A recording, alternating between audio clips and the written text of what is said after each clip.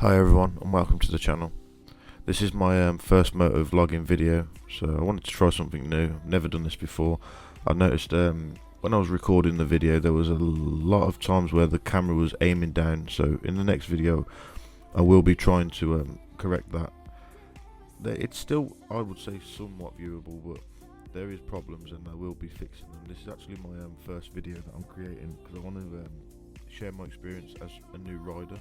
So I passed my test in November, on the 7th of November, and it's currently the 9th of December 2024. So as I was getting my bike ready today, because I've got all my gear, my GoPro and my microphone and everything set up, I wanted to take it for a ride and basically test it out. So that's why I'm going to post this video today as a tester.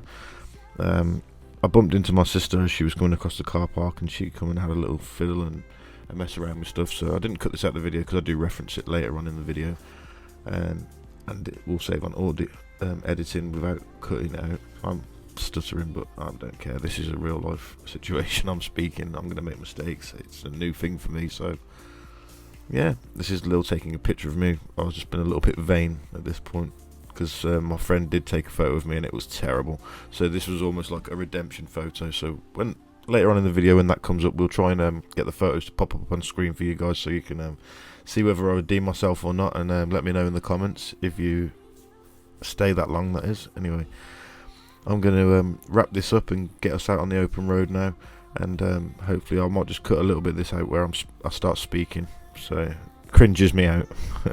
So I hope everyone enjoys it, and let me know what you think in the comments. Thank you.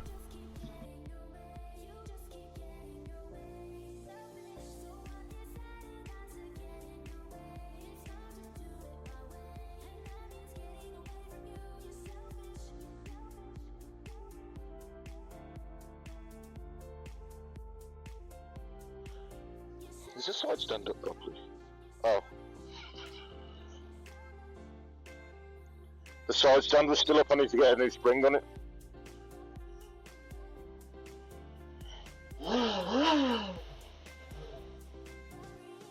See you in a bit.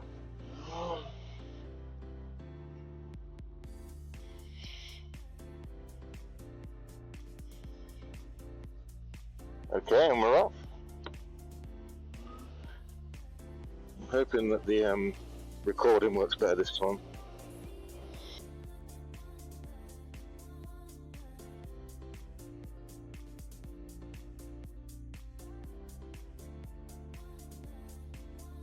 Okay, so you will start to notice that it is the camera is aiming down quite a bit, and it is something that I noticed on someone else's video, so I'm glad I've noticed it, and I'm quite aware it is annoying that you can't see the peripheral vision. You see mainly the bike. I think that's just from when I'm looking down at the bike itself, because sometimes you do seem to see it, but I will tilt the camera a little bit higher for the next rides. That's just something to log, and hopefully it doesn't destroy the video too much and it's still entertaining for you guys.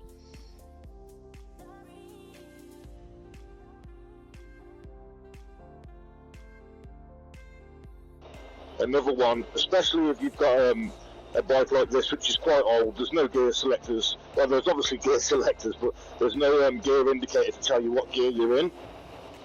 So I'd be looking out for really being aware of what gear you're in before you're coming up to bends, especially. So now I'm coming up to a bend short in a minute, probably a minute or so. I know I'm already in 4th gear, especially if I'm a new rider and I'm not 100% sure. I'll click all the way up, so I'm in 6th, 5th, 4th, clutch out very slowly, trying to match the revs with the clutch as I'm letting it out, so the bike doesn't jerk me back, because that's, especially in these conditions, that's where the back wheel's going to feel too powerful and it's going to try and skid out. So now I'm approaching this gear in a nice low enough gear to handle the corner. I might just slow down a bit and gear down. This is where the chicken strips come from. So I'm just taking the corner nice and steady. I don't want to be changing gear in this corner or using really any front brake.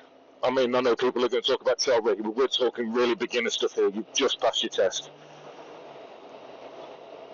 And then when we get a bit of a stroke, we can put a bit more acceleration on.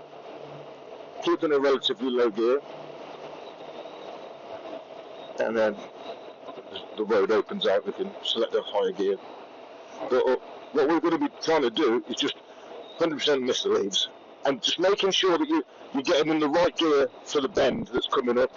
Don't try and take the bends too fast, especially in a higher gear. When you're trying to take these bends, you're going to have less control over the bike, so you want to be going slow enough and in a low enough gear to take the bend comfortably. So don't get on the road and think, well, I'm Valentino Rossi, I've got to go everywhere as fast as I can. No, just try and take it steady, because at the end of the day, you will have them scary moments, and they will teach you themselves. You won't need me banging on in your ear and telling you how to do things, because you'll learn quick enough yourself. But it's always good to know what to expect when you're coming into it on your own, with never experiencing, having the freedom to do what you want on a motorbike, especially a bigger bike like this. I mean, this isn't even big as far as other bikes go. It's only a 600, but I was contemplating getting a 900 for my first, and I'm kind of glad I never, to be quite honest, because this 600 is more than enough power for the time being for me to try and get used to the bike. I think anything more would have been probably dangerous for me.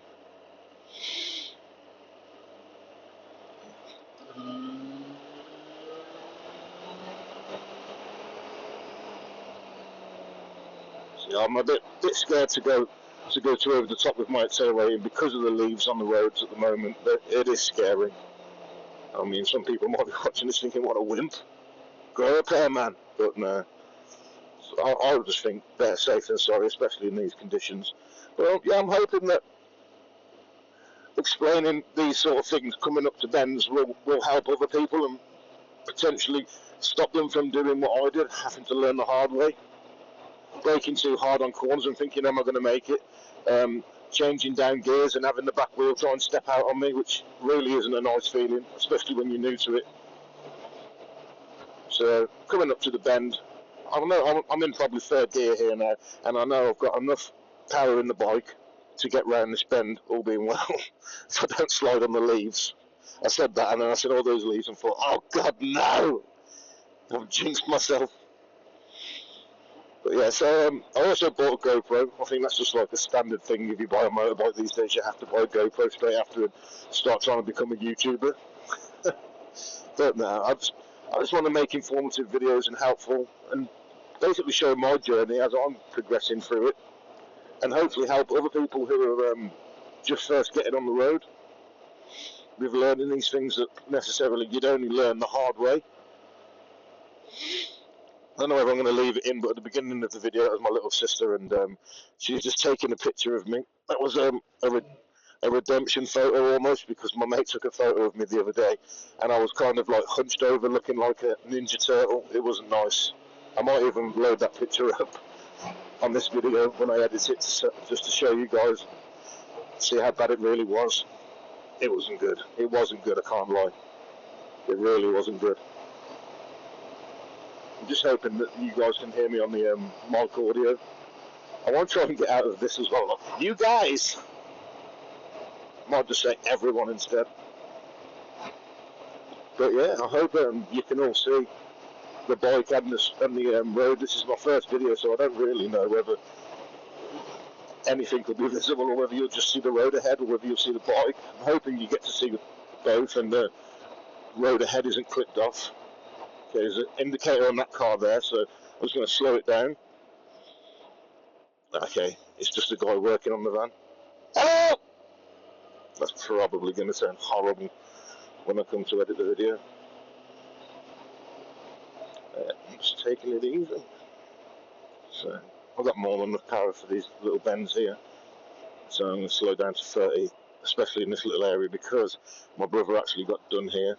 There's a little bus stop you'll see in a moment if you can see the road clearly. There's a little bus stop up there on the left, just in front of the pub. And the police officer actually jumped out from behind that with one of the speed guns and caught my brother 2 weeks after passing his test, and that was an instant loss of his licence. Fucking hell, I couldn't believe it. And I felt terrible because he was going to pick up a guitar for me, so I could have easily just gone on my own, but I asked my brother to take me, and hence up losing his licence, which was a bit of a wounder. But he did get it back within the 2 weeks, because the judge ruled it unfair, which I think it really was. Ultimately. Okay. Give it a bit of beans.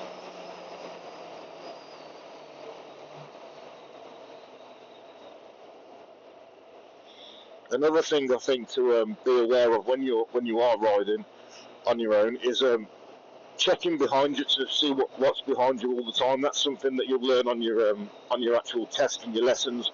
But when you're really out on your own and you've got no one like overwatching you, because you've got a constant UAV almost when you're on your lessons, because your instructor's always behind you, just watching you, telling you what you're doing wrong. When you're on your own, you need to be that instructor as well. You need to be checking your mirrors, making sure you're in a comfortable and safe position.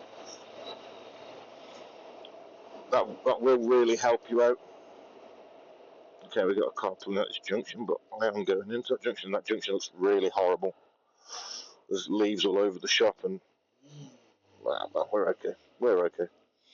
Yeah, so just checking your surroundings regularly. Especially, I did find that when I do something stupid, or if I'm just trying to ride a little bit faster and the roads are dry, and I get someone who wants to play with me. Let's say like the other day there was a Honda Civic that came up behind me, and he was definitely trying to push me to go faster. But I was already going pretty quick for what I was comfortable with, and I just felt the pressure with having him behind me and having him want to nudge me to go a little bit faster. I kind of got the feeling that I was going to be making stupid mistakes, and in hindsight, I probably should have pulled over and let him go past. But I kept pushing myself and feeling nervous because he was behind me and doing almost what I thought he expected me to do, which was probably the most dangerous thing I could have done. And I was pushing myself beyond what I was comfortable with at the time. And eventually, I looked in my mirror, and he was gone.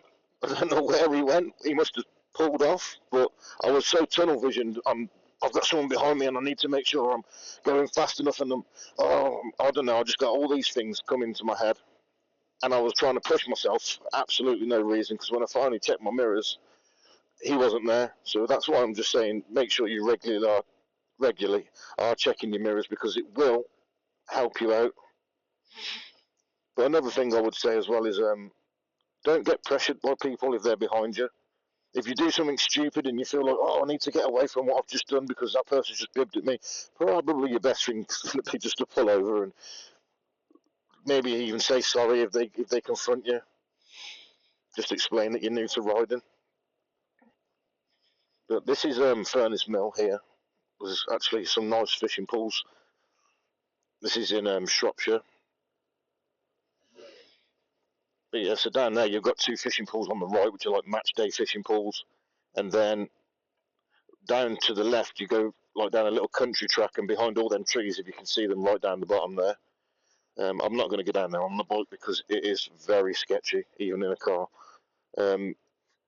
Yeah, there's a nice little it's called Island Pool. So there's a big island in the middle, and there's plenty of little carp. There's no amazing massive carp or anything like that. There's just some nice little fish. It's a good day to take the kids. It's really cheap, and we took our children with us the other day.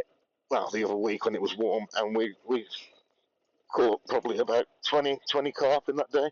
But well, I say we. I didn't catch a damn thing. But then again, I suppose the kids was mainly in control of the rods. And I did have my own rod, and I still caught nothing, so I don't know why I'm making excuses. But yeah, Furnace Mill, definitely worth a little look if you're out in Shropshire and you want to go fishing. I mean, it's not going to be, you're not going to be getting personal bests or anything like that there, but it certainly is a nice place to go fishing for the day. Everyone's really nice there. You don't have to worry about paying on the door or anything like that. You just go and pitch up, and they'll come round and find you. Another good thing about Furnace Mill, I don't know why I'm meant to be speaking about motorbikes, but I'm here speaking about fishing pools. Another good thing about Furnace Mill is if you're a little bit antisocial, like I am a little bit sometimes, they don't talk to you forever. They take your money and have a good day, and off they go, which I like that. I can't lie. Oh. So yeah, I actually passed on the 7th of November. We're on the 9th of December, I think, at the moment. So very fresh. If you're into gaming community, you would call me a newbie. which I am a noob. But yeah, so I'm just taking everything steady. I want to play it more safe than sorry, especially when you've passed in the winter. I think it's probably more scary if you've passed in the summer and you've got that confidence of having the dry roads, that you might take risks or feel comfortable taking risks that you otherwise wouldn't if you was learning in the winter.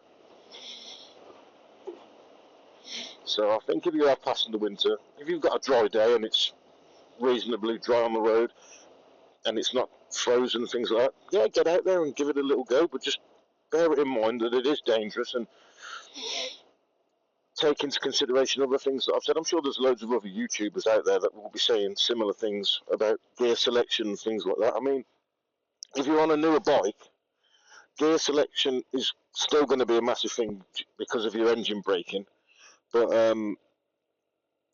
gear selection might not be as much as a problem as I found it, because obviously this is a 20-year-old bandit, 20-year-old turquoise bandit, and I did see them coming through the trees. And it has no gear indicator to tell me what gear I'm in. I'm sure I can get one. I think you can. The 1200's got one, and the wiring loom and the gearbox I think is the same, so you can actually get it wired in.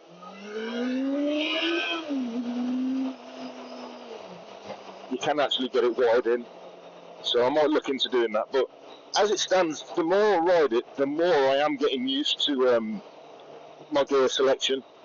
And I suppose my gear selection might even be a little bit different in the summer. I might be a bit more aggressive with holding on to my gears and letting the engine rev higher. Because that's something I'm still trying to get used to, is coming from a car to a bike and the engine revs are up at 6,000, 7,000, and I'm thinking, I shouldn't really have the engine revs that high. But a bike is a completely different thing to a car. I think they are designed to sit at higher revs and feel comfortable doing it. I mean, you've got a wet clutch, you've got plenty of torque in the engine ready to go when you need it, and the lower gears are probably there for when you're cornering. And I mean, you see the MotoGP riders there coming up to every corner, gearing right down. So, there was a lot of oil on the road then. So I think that's just something I'll feel more comfortable with, keeping the bike revving higher in the long term after getting used to it. Or maybe when I don't care for the bike as much because I literally have just bought it. I want to look after it, or at least see that it sees it to summer, so I don't have to worry about buying a new bike before summer. So maybe I'll talk about as well the fact that this bike only has 11,000 miles on the clock, which are genuine. So I've looked back through the MOT history, but it is a Category N. It has really been looked after. I mean, I've been riding it in the winter and I haven't been washing it as much as I'd like to, but that's just because I haven't got anywhere to wash it at the moment. I live in the middle of the countryside and I live in a flat with no outside tap, so I don't really want to be up and down with sponge bathing it, you know. But yeah, 11,000 miles. The oil when I got it was perfectly transparent. You could see through it. I mean, it wasn't transparent like water, it was oil coloured, but it wasn't jet black, if you know what I mean. So it appeared that it had been looked after and had been oil changed regularly. I am looking forward to getting the air filter off and checking that and just making just little things. I mean, it had 12 months MOT when I bought it as well. It passed on the day, and I looked back through the online checker, and it failed the day before it passed, but only on one brake pad, I think it was. I think it was one brake pad. I can't really remember now, but it wasn't anything that caused me concern. So it was 1,300, and I think it was £30 for delivery, which didn't bother me that much because the place where I bought it from was West Midlands Motorcycles, which is actually in Brierley Hill. And basically, I bought it from there. They won't let you drive it away on the day. They have to deliver it to you, because if they're selling a bike that they've bought in as a part exchange, they won't put it through their workshop to check it over. So just for peace of mind and safety, they want either you to check it yourself when you receive the bike, or They want you to take it to a garage with trained people who know how to check the bike over and make sure it's okay. I personally just give it the once over myself, so I don't know whether that was wise or not. Well, we'll find out, I guess. But yeah, so if you don't want to do the delivery option with those guys, I might even put a link to them in the video if I can. If you don't want to do delivery with those guys, you can actually go in a van or a motorbike trailer and take it yourself. They just want to make sure that you're not riding it away and putting yourself in any unneeded danger, which I think is probably sensible. But I think it took a week for them to deliver it. The weather was a little bit nicer than it is now, dry roads, and I was itching to get the bike and get on it and get out. And they took a week to deliver it, and I was like, scratching myself, thinking, come on, I want to get out. So I was a bit impatient. So just bear in mind that if you want to buy a bike from those guys, they are good guys. They was nice and quick, really. I was impatient, especially as they was going through. It was the motorbike show at the NEC in Birmingham, and they obviously was doing their shows there that week, and obviously showing off all their bikes that they got for sale and whatnot. And Moto2 was obviously just a little bit impatient, a little lot impatient. My knees are getting seriously cold now. This really isn't summer. But you can probably see I've only been riding 2 months. I feel a lot more comfortable than when I first got out on the road. I suppose that's just getting familiar with the bike and things, and even avoiding these patches of leaves on the road. I feel a lot more confident. Like when I first came out on the road, I felt like coming around bends like this and seeing the leaves and water on the road, I thought the back end was constantly just going to slide away. I think one thing I will be doing with this bike is buying an expensive pair of tyres ready for the summer. I was looking at the Michelin Road 5s. They do look cool as well, but obviously I've heard a lot of good reviews on them, that they're like mega grippy, so having the wheel slide out on me a few times, especially once when I was overtaking. I was in first gear, I came off a junction, there was a slow car in front of me, and I just powered on, and the back wheel said nope. Literally slid round to the left and scared the life out of me. Literally scared the life out of me. And then it finally did grip, and instead of slowing down, I just carried on, and but both legs went down. Thought I'd look cool trying to overtake and get in front of someone, and made myself look a right absolute pillock. But you live and you learn. Gearing down, I'm going to go for it.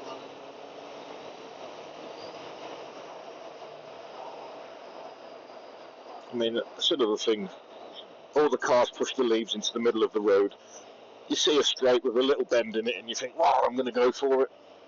Get the acceleration up, and then next thing you know, a little brow on the bend has hit a patch of leaves, and it's game over.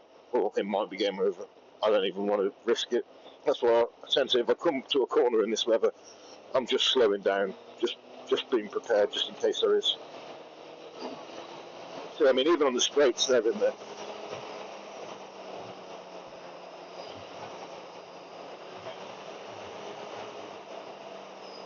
And there's a bus. Scary. That is scary. And you're on a country lane and you just see a bus coming towards you. What's up the side of the bus? What's coming from behind the bus? Who's impatient? It's all these things you have to almost think about them. You can't not. It's an instinctive thing. You're trying to protect yourself. You don't want to hurt yourself. These things will pass through your mind, and they will turn you chicken. You will come off the accelerator. Well, unless you're a madman, and I'm definitely not. So I think that I'll probably end the video here, because I'm not very good at editing, and I don't want to be spending 5 hours editing 10. Okay, so I was going to stop the video here, but I tried to do it with my voice about 3 times and failed. I also tried with my hand once and failed again. And then as I got down towards the pub that's at the bottom of this road, I did notice that there was a fire engine and 2 ambulances. So I did go in the pub afterwards to see what was going on in there, and apparently one of the locals had their house burnt down. 80% of their house was gone. It's a log cabin. So that's the gossip if you was interested.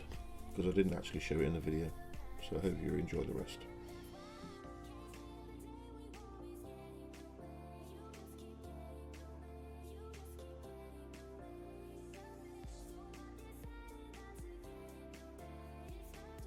Well, I think I failed to stop the video recording. Probably edit that bit out.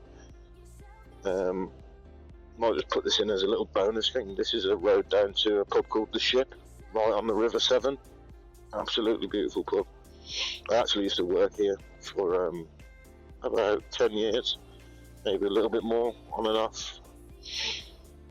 Yeah, you'll see when we get down there, it really is beautiful. In the summer especially. I mean, it's in flood season at the moment, so coming down here on my bike probably isn't the wisest idea. But I never claimed to be the wisest of men. Oh my god, yeah, the river is high. I think we might be turning back around. Yeah, we'll see. The road down here is not the best as well, so if you do come here, just really take it slow down here. I actually will go into first gear and just brake and clutch it. Not all the way in, obviously. I let the engine have a bit of power, but I just take it really slow as if I was in traffic.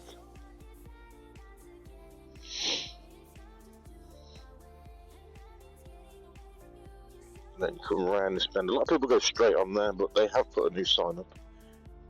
It says Ship is to the left and Millstone Cottage Shropshire Getaways is to the right. That's another local business around here. Fisherman, oh my god, what is going on down here? We've got blue lights. I really hope my girlfriend is okay. She works down here. We're going through the thing. That river is high, really high. Oh no, they're further down. I think Jess is going to be fine. Oh, fire engine. What in the world? Oh, I'm really glad I didn't stop the video now. Just wave at people awkwardly. What is going on down there? We might have to go in the pub and get the gossip. See what the crack is. Baby, what's the crack? What's the story?